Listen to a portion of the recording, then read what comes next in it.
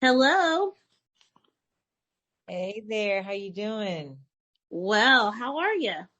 I'm doing well. I'm doing well. Happy to be connecting with you. When I saw your name on the list, I was like, oh, yay, I just talked to her. I get to talk to her again.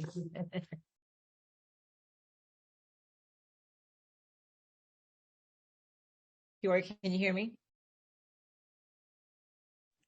Oh, yes. I said, isn't that how it works? It's like you're new to something and then you try it and then it just keeps popping up. Yep. Yep. Well, I'm very glad to be connecting in this way and really excited to be able to serve um Tulsa Creek, the Tulsa Creative Engine. I really like this organization, so I'm excited to play some small part in its growth. Oh, So excellent. Excellent. are you in a place where you can answer some questions? Yeah. Okay, great. Well, I've already hit record. And after this conversation, I'm actually going to send you a link to a Mm-hmm. Google form that has the questions because sometimes people, hindsight is 20. People think, oh man, I should have said this or I want to say this differently. And so you'll have a link to the questions in a way to respond anonymously if Mm-hmm. you if something comes up for you that we don't cover in this 30-minute time. Okay. Okay. All right, so let's get into it. How would you describe Tulsa Creative Engine's mission, like in your own words? Tulsa Creative Engine's mission is to help develop raw talent in Tulsa and to import resources to help them grow. Okay, great. On a scale of 1 to 10, 1 being unsuccessful and 10 being completely successful, how would you rate the success at which Tulsa Creative Engine has fulfilled its mission to date?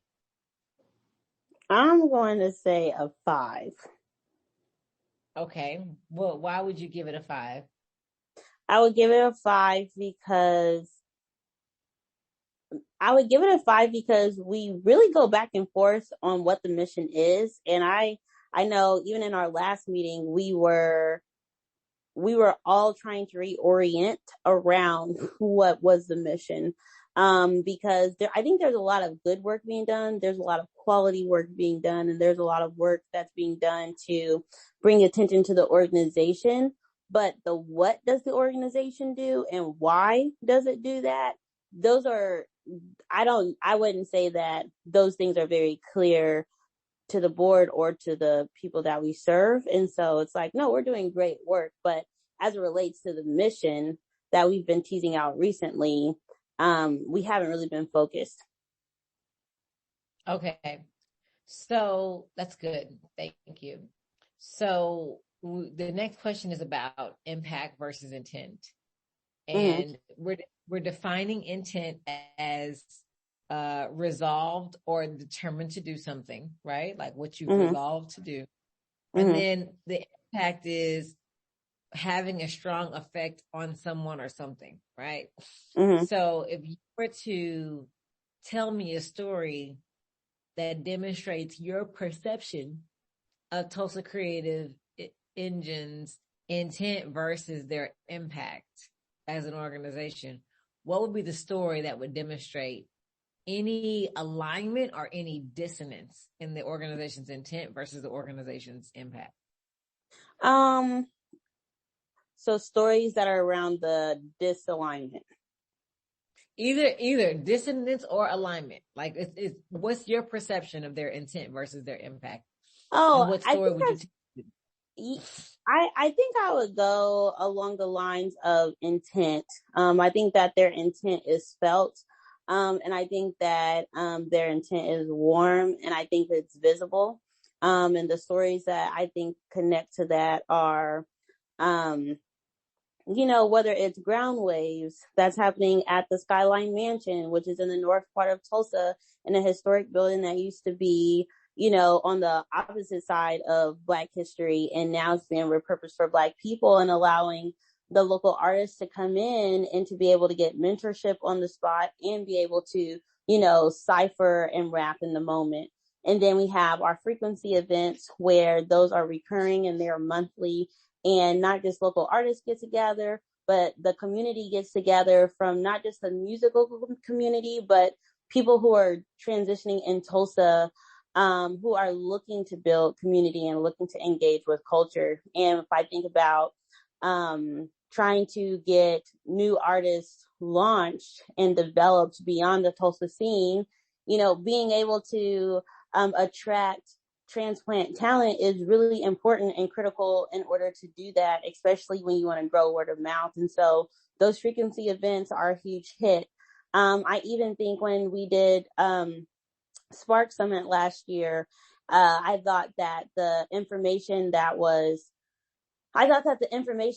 delivered was information I never heard before. And I also enjoyed really centering the conversation around the artistpreneur, because prior to Tulsa Creative Engine really coming on the scene, no one was really advocating for artists from an entrepreneurial perspective. And I've been working in the entrepreneurial ecosystem here in Tulsa for almost 3 years now. And I too myself came to Tulsa to help to catalyze the entrepreneurial ecosystem. And I've successfully done that, launching multiple programs. That's all to highlight the absence of the investment that has been going into entrepreneurs at all. So Tulsa Creative Engine coming on the scene and really advocating to do that for artists, I would say that shows the intent very clearly. And then I will also shows the impact very clearly when it comes to really advocating for the global Tulsa community, or just like the community beyond just folks with limited financial resources or means, but people who may just be probably underdeveloped artists. I think like where the impact comes in on like a disalignment place is more similar to what I was saying there at the end here a second ago, which is Tulsa Creative Engine is really looking to support the underdeveloped artists and to launch them out of Tulsa. But the phrasing that we're using is we're looking to support the under-resourced artists in Tulsa. And I think like that's where it starts to get really fuzzy, because then you start to have this residual impact that's unintended that's happening on under-resourced communities who may not necessarily feel like they're getting the resources, or like TCE is over promising things that we are not necessarily looking to be accountable to. And I think that's when the impact starts to get real fuzzy, because it's still the best of intentions, but I think not really being focused on what the mission is starts to create just impact that wasn't really accounted for in the planning process. That's really good. That's really good.